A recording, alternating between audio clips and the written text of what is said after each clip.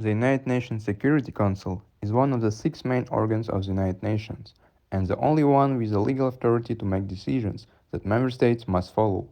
Its primary responsibility is maintaining international peace and security. The Council has 15 members, 5 permanent members with veto power, the United States, the United Kingdom, France, Russia and China, 10 non-permanent members, elected for 2 year terms from different regional groups.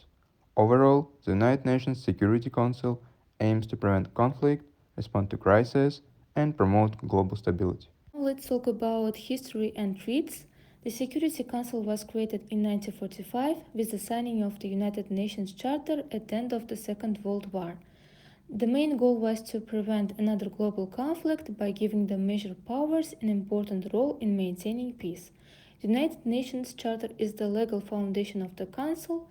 For example, it explains how the Council is formed, what powers it has, and why the permanent members have to block.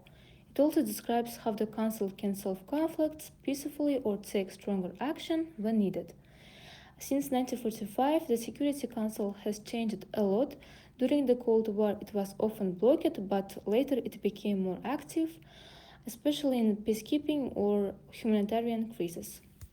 While the Security Council has some of the strongest competences in the entire UN system, it can investigate conflicts and recommend peaceful solutions, authorize peacekeeping missions, impose sanctions, economic travel bans, arms embargoes, mandate military action to restore international peace, and also recommend the UN Secretary General and admit new UN members.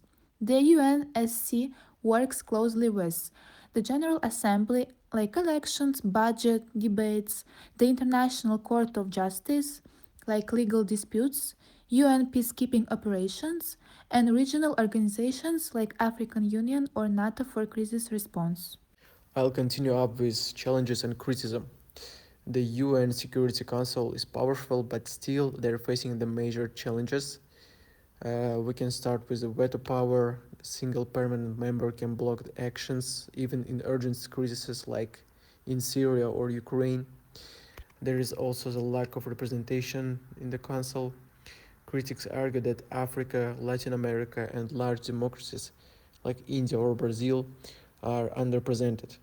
And there is also the Cold War style division that have returned, making the consensus harder.